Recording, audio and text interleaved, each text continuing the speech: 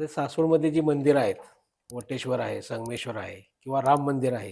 हे खरं तर हे पुरंदऱ्यांची मंदिरं म्हणूनच थोडीशी हो. त्याला ओळख आहे. संततीचं येण्याचा प्रश्नच आहे कारण की अंबाजीपंत पुरंदरेंनी सगळी मंदिरं पहिली 2 मंदिरं रामबाग नाही, पण चांगावटेश्वर आणि संगमेश्वर आणि सिद्धेश्वर अशी आणि गणपतीचं देऊळ या अच्छा. आमच्या वाड्याच्या पण गणपती ही चारही देवळं अंबाजीपंत पुरंदरेंनी स्वतः बांधली होती. काय झालं की ज्यावेळेला ब्रिटिशांनी पेशवाई बुडवली, त्यावेळेला दुसरा बाजीराव पेशवा होता.